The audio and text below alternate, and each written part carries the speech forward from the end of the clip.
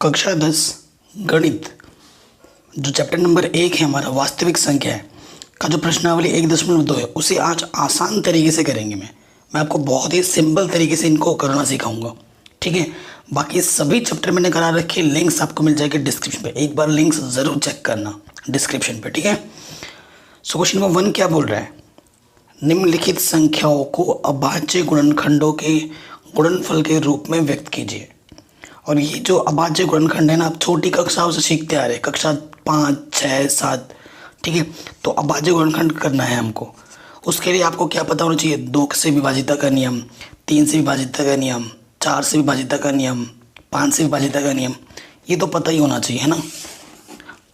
देखो, मैं पहले थोड़ा सा एक रिकॉल करा देता हूँ। 2 से विभाजिता का नियम है ना, कई बच्चों को आता होगा, कई बच्चों को नहीं आता, तो मेरे को सभी को साथ में लेके चलना है। 2 से विभाजिता का नियम,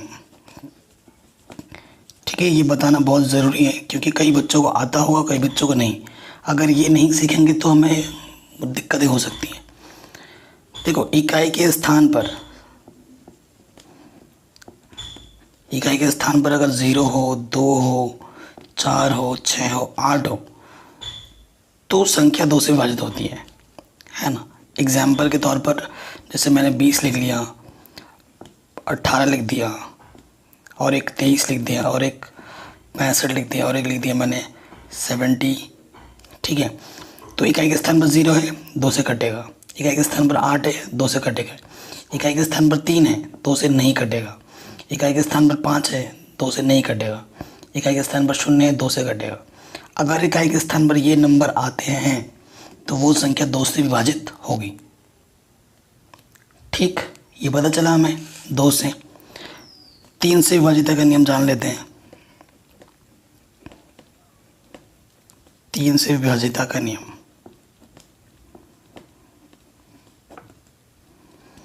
तीन से विभाजिता का नियम क्या होता है, संख्याओं का योग।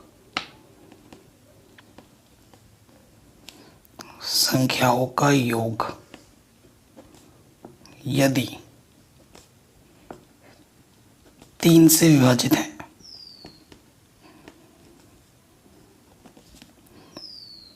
है तो पूरी संख्या 3 से विभाजित होती है।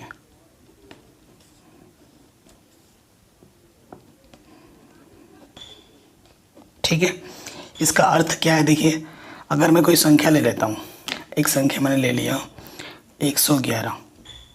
ठीक है, इसे कैसे करना है, इन सभी अंकों को अलग अलग जोड़ो। कितना है, 3। जो भी संख्या आएगी उसको 3 से भाग दो, 3 से पूरा कट गया, 3 एक कम 3। अगर ये 3 से, ये संख्या 3 से कट रही है ना, तो ये पूरी संख्या 3 से कटेगी। 111 भी 3 से कट जाएगा। काट के दिखाऊं, ये देखो, 3 दिया 9, 2 बजा 21 हो गया, 3 7 21। ठीक, अगर संख्याओं का योग 3 से कट रहा है तो वो पूरी संख्या भी 3 से विभाजित होती है। ये 3 से एक नियम है। 4 से क्या है, 4 के लिए क्या होगा, अंतिम 2 पद, अंतिम 2 अंक यदि 4 से विभाजित है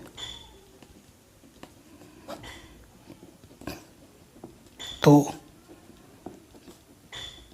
पूरी संख्या 4 से विभाजित होगी।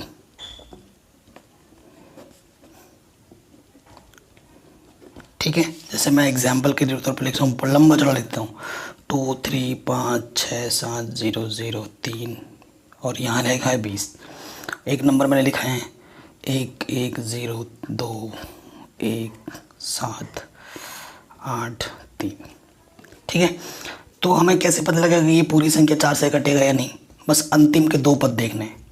अंतिम के 2 पद को 4 से भाग दे दो, 4 पंजे 20, पूरा पूरा कट गया, यानी कि ये पूरी संख्या 4 से कटेगी।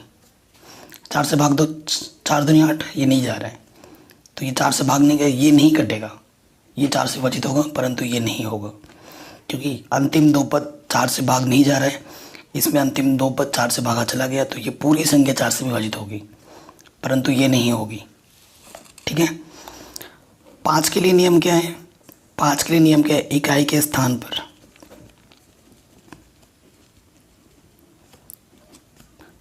0 या फिर 5 हो तो वो संख्या किससे कटेगी? 5 से। उदाहरण के तौर पर जैसे कि 50, 10, 15, 25, 0 या फिर इकाई के स्थान पर 5 हो तो वह संख्या किससे विभाजित होती है? 5 से। ठीक है, तो 2 से 5 तक की मैंने आपको सिखाया, बाकी आपको और सिखाता रहूँगा क्वेश्चन के साथ साथ। ये मेन होते हैं जो मैंने अभी आपको सिखाया। प्रथम क्वेश्चन में आ जाते हैं। हमें क्या करना है? अभाज्य गुणनखंड। तो ऐसे लिखोगे आप 140 का अभाज्य गुणनखंड।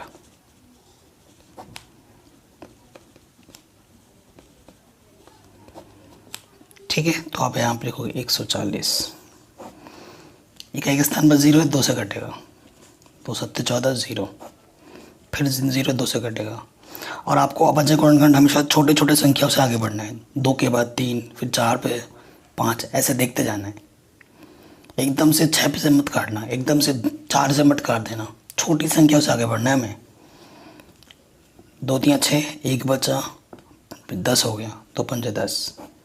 इकाई के स्थान पर 5 है, 3 से तो कटेगा नहीं, 5 से काटेंगे, 5 7 35, 7 एक अभाज्य संख्या है, 7 एकम 7। तो 140 का गुणनखंड क्या होगा? 2 गुणा 2, 5 गुणा 7, और गुणे में लास्ट में 1 भी लिख देते हैं। आंसर।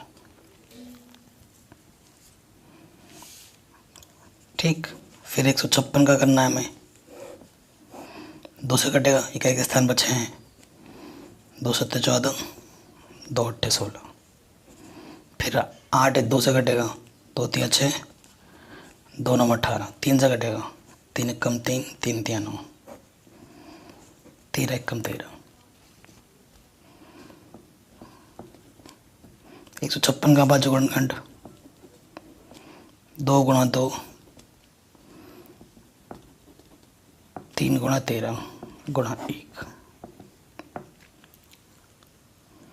ठीक है, हो गया आराम से। थर्ड पे आ जाओ, क्या है? 3 8 2 5। 3 8 2 5 किससे कटेगा? 5 से तो कटेगा पूरा पूरा, पता है। तो मैंने कहा छोटी संख्या से आगे बढ़ो, तो इनको जोड़ो। 3 और 8 11, 11 और 2 13, और 5 18, 3 से कटते हैं, तो 3 से कटेगा। 3 1 3, 3 2 6, 3 7 21, 3 5 15। ठीक है, फिर किससे कटेगा? 3 से, 3 चौके 12, 3 दूनी 6 15 हो गया, 3 5 15। ठीक है, अब 3 से नहीं कटेगा क्योंकि 6 और 5 11 होता है, 11 3 से भाग नहीं जाता। इकाई के स्थान पर 5 है, 5 से कटेगा, 5 8 40।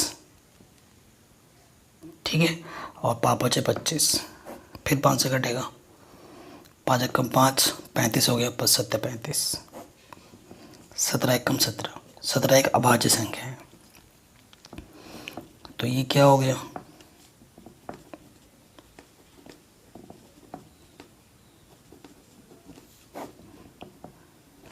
ठीक है, ये इसका आंसर आ गया।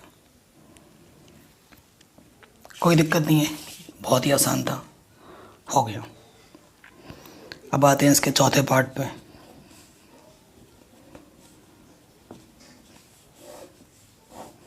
किससे कटेगा? 5 से। 5 1 5, 0 0, 5 1 5। कोई दिक्कत नहीं है, 7 से कटेगा ये भी है। ठीक है, 7 1 7, क्या हो गया? 30 हो गया, 7 चौको 28। ठीक है, और 21 हो गया, 7 3 21। फिर काटो, किससे कटेगा ये? 11 से। 11 1 11, 11 1 11, सॉरी 11 3 33, 13 1 13। तो इसका अभाज्य गुणनखंड क्या हो जाएगा? 5 गुणा 7 गुणा 11 गुणे 13। आंसर। तो ये बहुत ही सिंपल है। ठीक है, ये जो पांचवा पार्ट है हमारे पास है 7 4 2 9। ठीक है, ये थोड़ा ज़बरदस्त है। तो ये सीधा सीधा कटेगा, आप एक एक करके ट्राई करते रहोगे तो किसी से नहीं कटेगा, सीधा 17 से कटेगा। पहला 17 चौके 68, 4 बार गया 68, तो कितना बचा 6, 62 हो गया। ठीक है, सॉरी 17 का 17 चौका 68, 6 और 2 62 हो गया, 17 3 51। ठीक है, और 17 7 ये चला जाएगा पूरा। अब ये जाएगा 19 से, 19 का 19, 19 दूनी 38, कितना बचा 57 हो गया, 19 3 57, 3 बार। और ये 23 से कम 23, तो अब आज गुणनखंड क्या होगा 7429 का 17 गुणे 19 गुणा 23 आंसर। तो इस तरीके से अब आज गुणनखंड करना था, आराम से हो गया सब। अब प्रश्न संख्या दूसरा है, इसमें बोला है पूर्णांकों के लिए निम्नलिखित युग्मों के HCF, युग्म क्या होता है जोड़ा, ठीक है, HCF और LCM ज्ञात कीजिए तथा इसकी जांच कीजिए कि दो संख्याओं का गुणनफल, ये जो लिखा हुआ है ना, ये एक नियम है, दो संख्याओं का गुणनफल किसके बराबर होता है HCF गुणा LCM। इसे आप लिख लेना कॉपी में और याद भी कर लेना। अब मैं आपको अभाज्य गुणनखंड की मदद से, और ये जो नियम है सिर्फ दो संख्याओं पे ही लागू होता है, ये जो नियम है ना HCF गुणा LCM संख्याओं का गुणनफल, ये 2 अंकों के लिए लागू होता है, 3 अंकों के लिए कोई नियम नहीं है। ठीक है, तो क्वेश्चन क्या है 26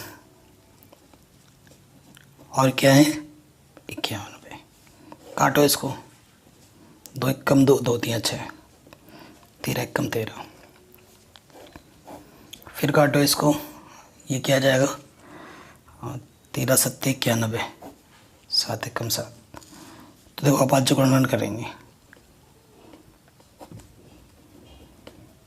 है ना, 26 का क्या जाएगा 13 गुणा 2, और ये लास्ट में 1 भी लिखा जाता है। ठीक है, और 91 का क्या हो जाएगा 13 गुणा 7 गुणा 1। अब आपको पता है क्या देखना है कि दोनों में जो है, दोनों में क्या है, दो संख्या तो दोनों में देखना है, और कुछ है और 1 है। तो अगर HCF की बात करें, HCF क्या होता है जो दोनों में है, क्या है दोनों में 13 और क्या है 1, जो एक पेयर 13 से आया, यहाँ से 13 दोनों में है और 1 दोनों में, तो 1 गुणे में लिखना है इनको। कुछ और भी होता है तो उसको भी गुणे में लिख देता मैं, तो 13 1 कम 13, तो HCF कितना है मेरे पास 13, पहला आंसर आ गया। अब हमें क्या निकालना है LCM। लाइट डिम है, थोड़ा एडजस्ट कर लेना आप, ठीक है।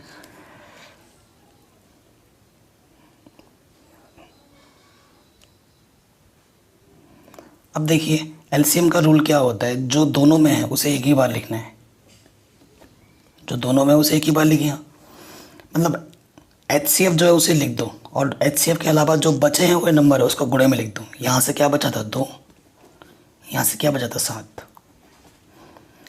13 7 दूनी 14, 13 और 14 को आप क्या कर दो गुणा कर दो। ठीक है, 13 और 14 को आपको क्या कर देना गुणा कर देना, तो क्या आ जाएगा 182। तो ये आ गया मेरा LCM। आया समझ में LCM कैसे निकाला हमने। अब जांच करनी है, क्या होता है प्रथम संख्या गुणे द्वितीय संख्या LCM गुणे HCF। ठीक है, ये नियम होता है। तो पहली संख्या में क्या दे रखी थी 26, द्वितीय संख्या 91, LCM हमने निकाला 182 और HCF हमारे पास है 13। अब भाई गुणा करना तो आपको आना चाहिए ना, गुणा करना तो आपको आता ही होगा। देखो 26 को जब 91 से आप गुणा करोगे, अब मैं गुणा करूँगा तो टाइम वेस्ट होना है, इतना तो आपको आना चाहिए। ठीक है भाई, तो जब 26 और 91 को आप गुणा करोगे तो आपको मिलेगा 2 3 6 6, और 13 को जब 182 से गुणा करोगे तो भी मिलेगा आपको 2 3 6 6, यानी कि दोनों तरफ बराबर आएगा। अगर बराबर नहीं आ रहा है दोनों तरफ तो आपने ऊपर आंसर गलत निकाला है, इसका मतलब ये है। बराबर ही आना चाहिए। ठीक, तो आया समझ में कैसे क्या निकालना है। इसी तरीके से बाकी के 2 क्वेश्चन को भी हमें सॉल्व करना है, 510 और इसको। आपकी बात सेकंड पार्ट में क्या है हमारे पास,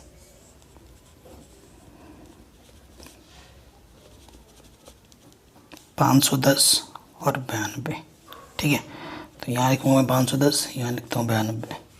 काटो, 5 एकम 5, 0, 5 दूनी 10, किससे कटेगा, 2 से, 2 पंचे 10, 2 एकम 2, 3 से कटेगा, 3 एकम 3, 3 सत्ते 21, 17 एकम 17।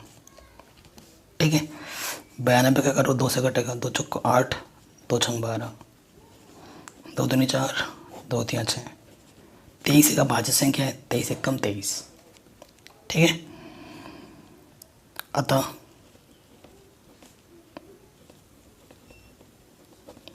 भाज्य गुणनखंड क्या हो जाएगा, 510 का हमें क्या मिला था, 2 गुणा 3 गुणा 2 गुणा 3 गुणा 5 गुणा 17। ठीक है, और 92 का क्या मिला, 2 गुणा 2 गुणा 23। कोई दिक्कत नहीं है यहाँ तक। ठीक है, सो देखिए हमारे पास ये चीज़ आ गई। अब हमें क्या देखना होता है, हमें निकालना है HCF जो दोनों में हो। एक मैंने लिखा नहीं था, गुणे में तो वो लिख सकते हो। तो HCF क्या होता है, जो दोनों में हो। तो दोनों में क्या है, सिर्फ 2 ही है और 1 है, तो 2 गुणा 1 यानी कि 2। HCF तो 2 है। अब LCM क्या होगा, जो दोनों में है उसे तो ये एक बार ही लिखते हैं, मतलब HCF जो भी है उसको लिख लो। ठीक है, और जो बचे हुए थे उनको गुणे में कर दो। जैसे यहाँ पे इससे क्या बच गया था, 2, यहाँ से क्या बच गया था, 23, यहाँ से 17 बचा था, यहाँ से 5 और यहाँ से 3। ठीक है, ये बच गए थे। अब गुणा करो, 2 दूनी 4, 23, 5 तिया 15। अब भाई आपको गुणा करना तो आना चाहिए, है ना। कैसे, अब हमें गुणा करना है। ठीक है, तो जब हम गुणा करेंगे तो क्या होगा, देखो इन सबको जब आपस में इसके गुणा करना, इसके गुणा करना, है ना। इसके गुणा करोगे कुछ मिलेगा आपको, जैसे कि 4 तिया 7 तिया 12, हासिल लगा 1, 4 दूनी 8 और 1 9। अब इसको गुणा करोगे तो जब आप गुणा कर दोगे ना तो आपको मिलेगा 2 3 4 6 0। ठीक, अब गुणा करूँगा तो आपका टाइम वेस्ट होगा। गुणा करना आना चाहिए, इतना कैलकुलेशन अगर आना ही चाहिए आपको। कक्षा 10 में पढ़ते हो आप। ठीक है, गुणा भाग जोड़ घटाना अगर नहीं आता है ना तो मेरे को बता देना, मैं उस पर अलग वीडियो बना दूंगा। ठीक है, 1-2 घंटे की बेसिक चीज़ें सिखाने के लिए। ठीक है, तो ये हो गया, हमारा मिल गया LCM। अब हमें जांच करनी है, क्या होता है जांच में, प्रथम संख्या गुणे द्वितीय संख्या बराबर HCF गुणे LCM। यही नियम होता है। प्रथम संख्या हमारे पास क्या है, 510। ठीक है, द्वितीय संख्या हमारे पास है 92, HCF हमारे पास 2 है और LCM हमारे पास 2 3 4 6 0। ठीक है, आई बात समझ में। अब जब आप गुणा करोगे ना इसको मैंने पहले से ही गुणा करके रखा है, तो ये मिलेगा आपको 46920 और ये भी आपको मिलेगा 46920। दोनों तरफ बराबर आएगा।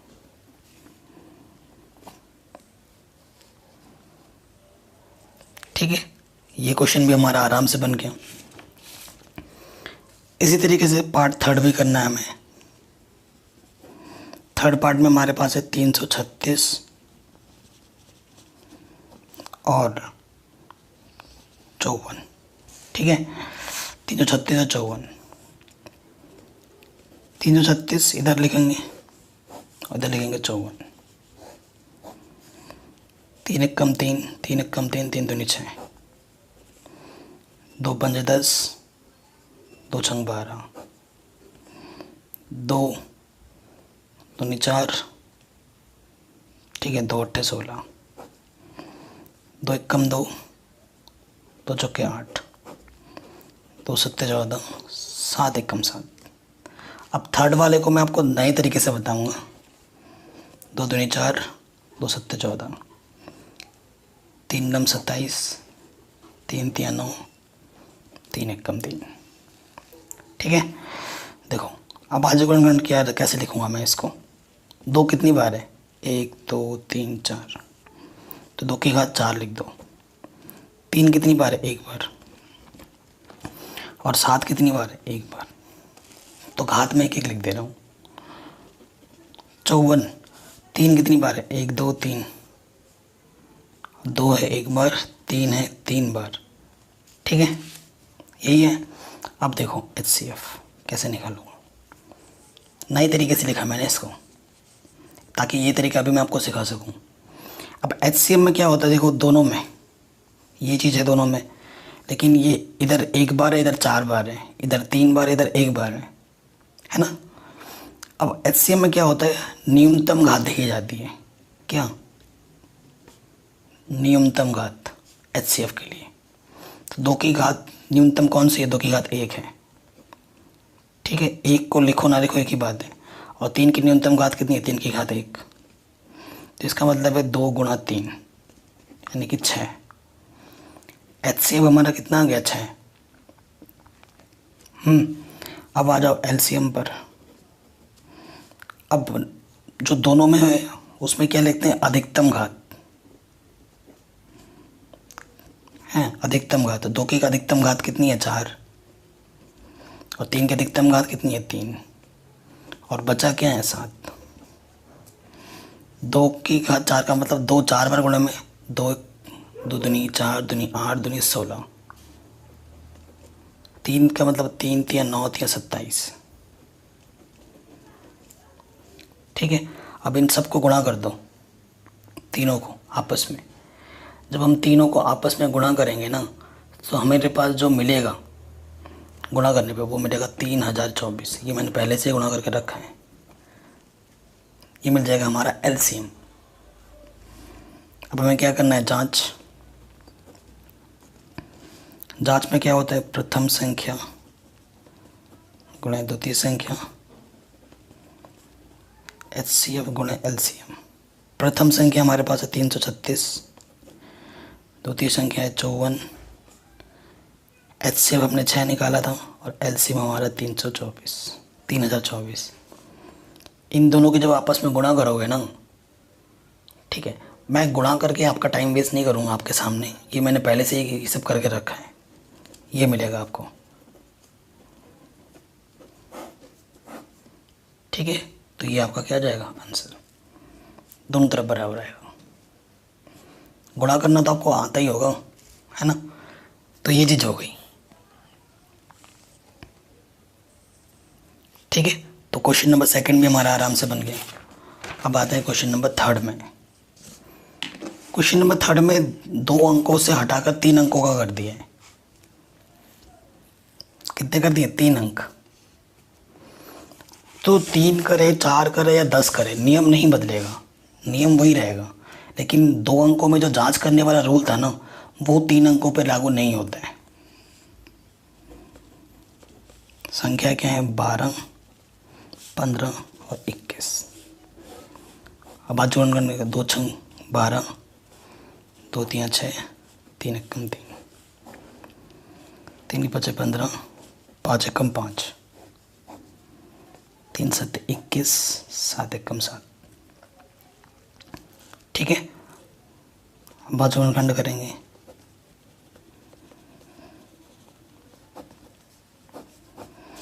तो 12 को लिख सकते हैं हम, देखो 2 कितनी बार है, ऐसे लिख दो, 2 गुणा 2 गुणा 3। 15 का मतलब है 3 के नीचे 3 लिख, 3 गुणा 5, ठीक है। और 21 को लिख सकते हैं हम 7 गुणा 3, ठीक है। तो देखो तीनों में देखना है, क्योंकि 3 संख्या तो तीनों में देखना पड़ेगा। तो HCF हमें क्या मिल रहा है, जो तीनों में है वो क्या है, 3, और कुछ नहीं है। तो HCF हमारा 3 आ गया। मान लो कि तीनों में कुछ भी कॉमन अगर ना होता तब HCF क्या होता, तब HCF 1 होता। अगर तीनों में कुछ भी कॉमन ना होता तो HCF 1 होता है। 3 संख्या है तो तीनों में कॉमन होना चाहिए, तीनों में वो चीज़ होनी चाहिए। 2 में है, तीसरे में नहीं है तो वो नहीं माना जाएगा, तीनों में होना ज़रूरी है। अब हम लेंगे LCM। LCM में आपको पता ही है, जो तीनों में है, मतलब जो LCM में क्या होता है, जो HCF आया उसे तो लिख ही दो एक बार, और जो छूट गए उनको गुणे में कर दो। यहाँ से 7 छोटा, यहाँ से 5 छोटा, यहाँ से 2 और यहाँ से 2 छोटा था, वो गुणे में डाल दिया हमने। तो यहाँ से क्या होगा, 3 7 21, 5 दूनी 10, दूनी 20, 21 दूनी 42, 420। ठीक है, तो LCM कितना आएगा, 420, HCM आएगा 3। ठीक हो गया, आराम से हो गया, आराम से बन गया क्वेश्चन नंबर 3 भी। सेकंड पार्ट पे आ जाते हैं। 17, 23, 29, ये जो तीनों के तीनों संख्या हैं वो क्या है, अभाज्य संख्या। ये क्या है, अभाज्य संख्या। तो आपको मैं बता देता हूँ, अभाज्य क्या लिख रहा हूँ, संख्या। अभाज्य संख्या का जो HCF होता है ना वो हमेशा 1 होता है। लिखोगे चूंकि 17, 23 और 29 एक अभाज्य संख्या है, अतः इनका HCF 1 होगा। ठीक, और LCM क्या होता है, इन सब का गुणनफल, 17 गुणा 23 गुणा 29, क्योंकि तीनों के तीनों अभाज्य संख्या है तो तीनों को आपस में गुणा कर दो तो आपको मिल जाएगा LCM। आई बात समझ में, आपको क्या मिल जाएगा, LCM। इस तरीके से करना है आपको इस क्वेश्चन को। ठीक है, तो जब तीनों को आप गुणा करोगे ना तो आपको मिल जाएगा 1 1 3 3 9। गुणा करना आता ही होगा, पहले इन दोनों का गुणा करना, जो मिलेगा उसको किससे गुणा कर देना, 29 से, तो फिर आपको ये आंसर दे देगा। ठीक है, आराम से बन गया, कोई दिक्कत नहीं है। अब आ जाओ थर्ड पार्ट में। इसके थर्ड पार्ट में 8 9 25, तो ये आ जाएगा 2 चक्के 8, 2 दूनी 4, 2 एकम 2, 3 तिया 9, 3 एकम 3, 5 बचे 25, 5 एकम 5। तो जो अभाज्य गुणनखंड है,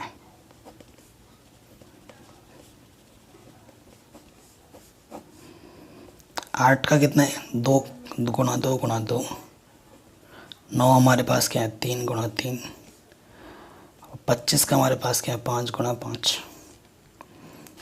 तो HCF क्या होगा, कुछ भी कॉमन है जो तीनों में हो, कुछ भी ऐसा नहीं है जो तीनों में हो।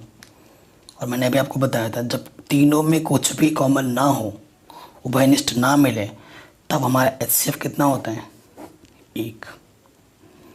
तो तब हमारा HCF कितना होता है, 1। तो इस कंडीशन में हमारा HCF कितना है, 1, क्योंकि गुणे में हम 1 1 लिख सकते हैं और तीनों में 1 कॉमन है। ठीक, और LCM क्या हो जाएगा, देखो और एक चीज़ मैं बताना, शॉर्ट ट्रिक, जब भी आपका HCF 1 आए तो LCM के लिए क्या करना होगा, जो भी हमें संख्याएं गिवन हैं, जो भी संख्याएं हमें दी हुई हैं, उन संख्याओं को आपस में गुणा कर दो, तो हमें क्या मिल जाएगा, LCM। 8 9 72 गुणा 25, जब 72 को 25 से आप गुणा करोगे ना तो आपको मिलेगा 1800। तो ये मिलेगा आपका LCM। ठीक है, हो गया आराम से। ठीक है, क्वेश्चन नंबर 4 पे आते हैं। ये 4th नंबर, कह रहे हैं दो संख्याओं का HCF 9 है, इन दो संख्याओं का LCM ज्ञात कीजिए। ठीक है, तो बहुत ही सरल सा क्वेश्चन है। HCF दे रखा है, पैसे लिखेंगे, दिया है प्रथम संख्या 306, द्वितीय संख्या 657, फिर हमें HCF दे रखा है 9, हमें LCM निकालना है। ठीक है, तो आप क्या लिखोगे, आप लिखोगे हम जानते हैं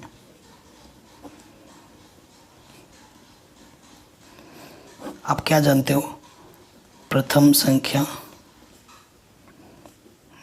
गुणे द्वितीय संख्या किसके बराबर होते हैं, HCF गुणे LCM। प्रथम संख्या है 306, द्वितीय संख्या है 657, HCF है 9, हमें LCM निकालना है।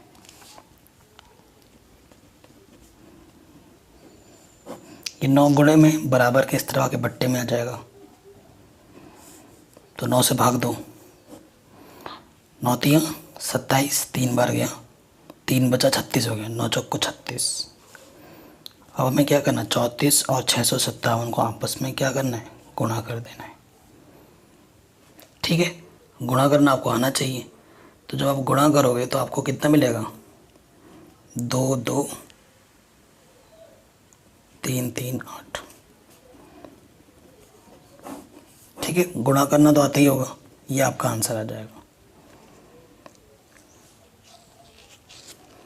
गुणा करना आता होगा ना, इस तरीके से लिखते हैं। ये भी बताना नहीं, ये भी अगर बताना पड़े तो बहुत दिक्कत है, क्योंकि ये तो कक्षा 2 3 के बच्चे कर लेंगे, आप तो कक्षा 10 में पढ़ते हो।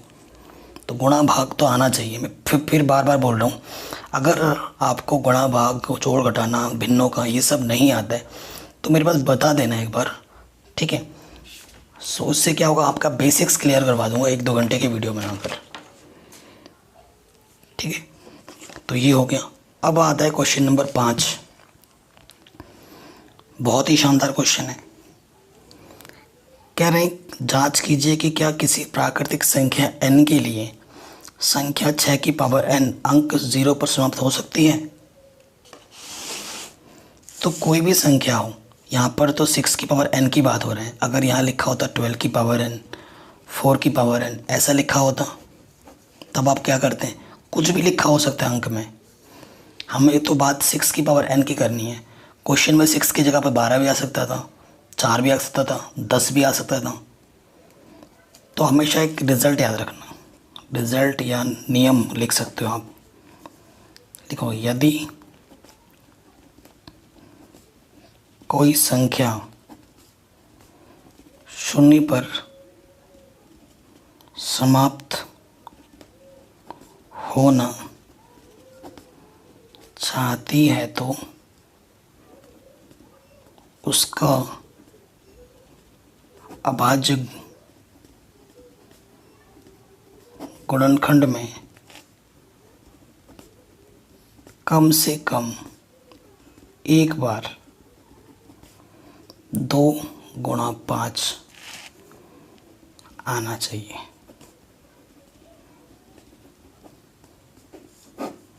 ये नोट हमेशा याद रखना, कोई भी संख्या अगर 0 पर समाप्त होना चाहती है ना, तो अगर उसका हम अभाज्य गुणनखंड करें तो कम से कम एक बार तो 2 आए, कम से कम एक बार तो 5 आए।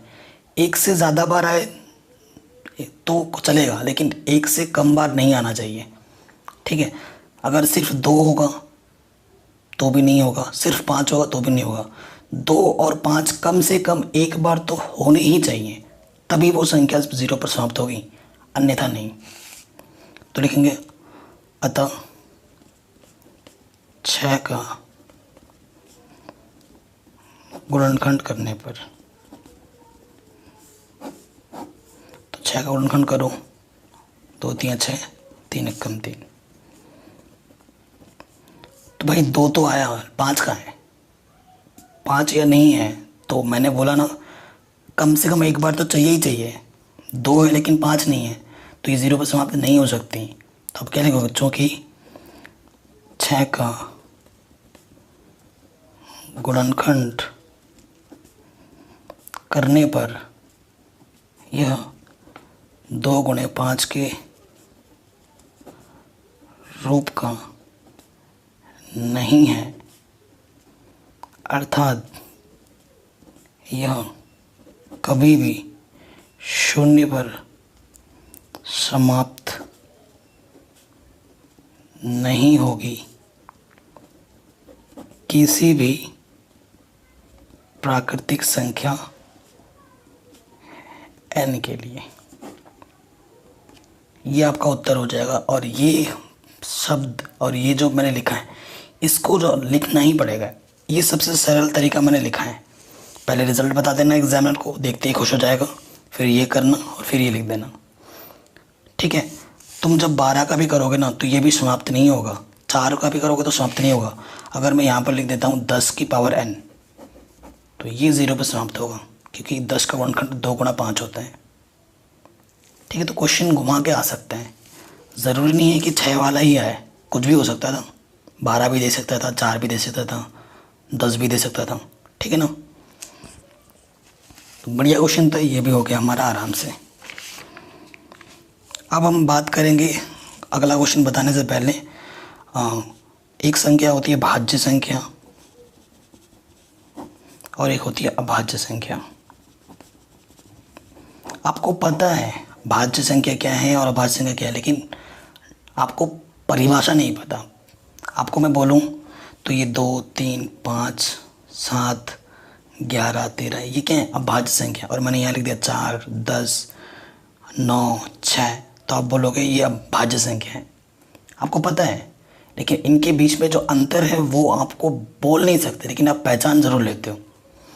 अभाज्य संख्या क्या होती है? वो संख्या जो सिर्फ खुद से कटे और एक से कटे। कटे का मतलब विभाजित हो। वो संख्या जो सिर्फ खुद से विभाजित हो और एक से विभाजित हो।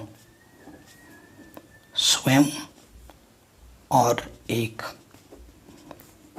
और ये संख्या स्वयं से भी विभाजित होती है, एक से भी विभाजित होती है, और उसके अलावा किसी और संख्या से भी विभाजित हो जाती है। जैसे 4 किससे कट जाएगा? 2 से। 10 किससे कटेगा? 2 से कटेगा। किससे कटेगा? 5 से कटेगा। 9 किससे कटेगा? 3 से कटेगा।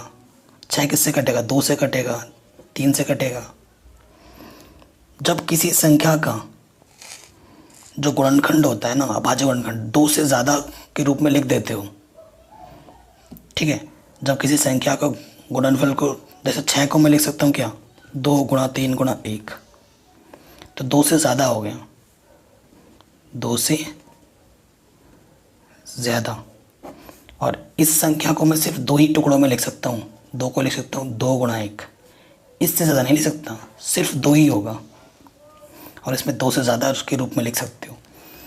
जब कोई किसी संख्या को आप 2 से ज़्यादा की गुणनखंड के रूप में लिख सकते हो तो वो संख्या क्या हो जाती है? भाज्य। और जब सिर्फ 2 ही रूप में गुणनखंड होता है तो वो होता है अभाज्य। ये मैंने क्यों बताया? क्योंकि इस क्वेश्चन में ज़रूरी है। छठे पार्ट में पहला पार्ट है, हमें बताना है कि ये संख्याएं भाज्य अभाज्य क्यों हैं। तो यहाँ से देखो क्या उभयनिष्ठ है 13।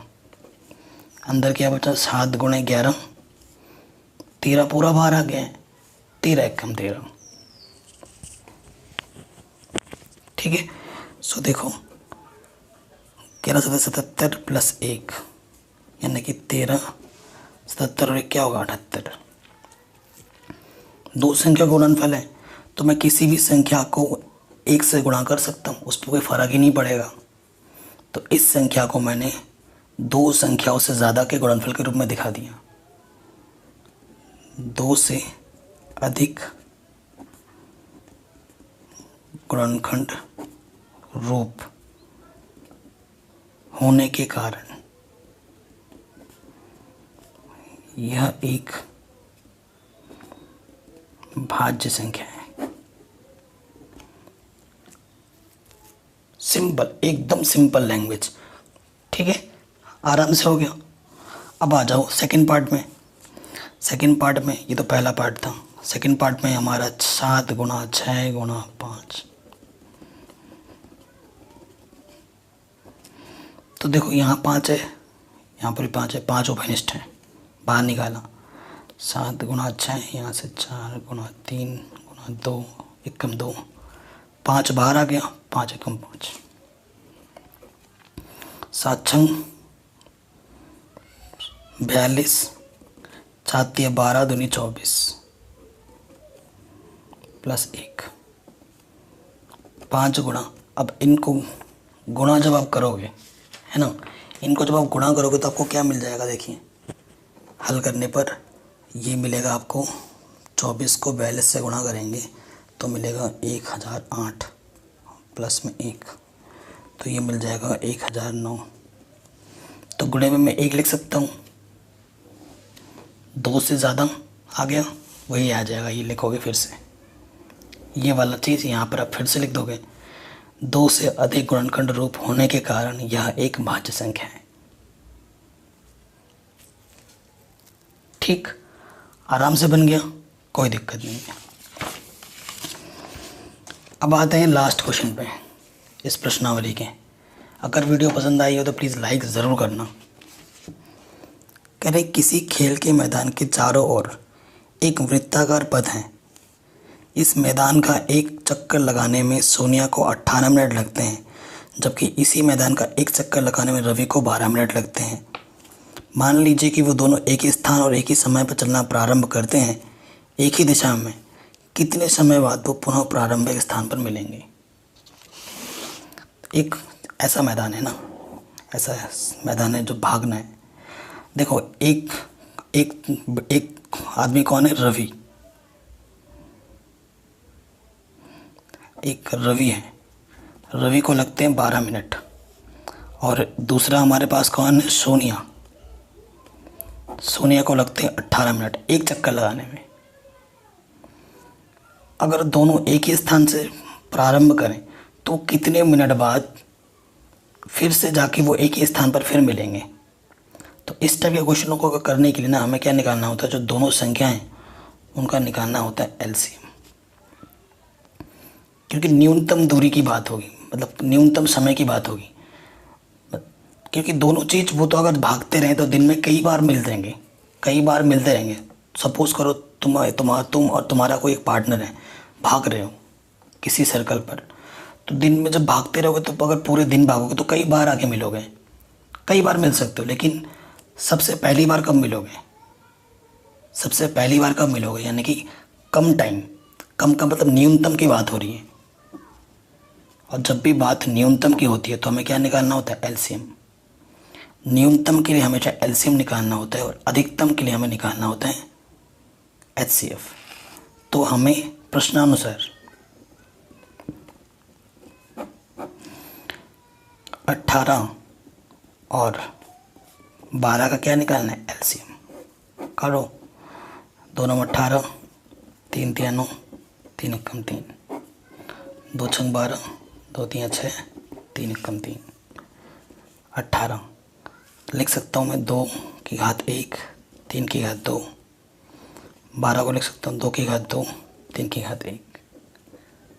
एलसीएम में आपको पता ही है अधिकतम घात लेते हैं, तो 2 की अधिकतम घात कितनी है, 2, 3 की अधिकतम घात कितनी है, 2। ठीक है, तो ये 4 3 3 9, 4 9 36, तो 36 मिनट के बाद वो दोनों फिर से मिलेंगे एक ही जगह पे आके।